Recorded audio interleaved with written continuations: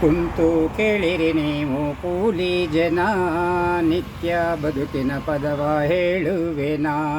ಕಥೆಯೆಲ್ಲ ಗೀತೆಯೆಲ್ಲ ಈ ಪಾದವೋ, ಕಷ್ಟಪಡುವ ಜನರ ಕಾರಳವೋ. ಭಾರತ ದೇಶವು ಬಹುದೊಡ್ಡದು, ಕೇಳಿದ್ದು ಸಿಗುವಂಥ ಪುಣ್ಯ ನಾಡಿದು.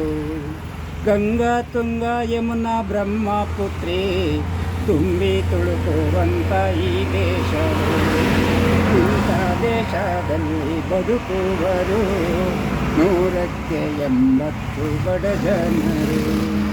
ರೈತನೇ ದೇಶದ ಬೆನ್ನೆಲುಬು ಎಂದು ಹೇಳುವರು ಜಾಣಂದಿರು. ಅಂಥ ರೈತನ ಬದುಕು ನೋಡಿರಣ್ಣ, ನೋಡಿದರೆ ಏನಾಯ್ತು ಕೇಳಿರಣ್ಣ. ಕಾಯಕವೇ ಕೈಲಾಸ ಬರಿ ಮಾತೆಲ್ಲ,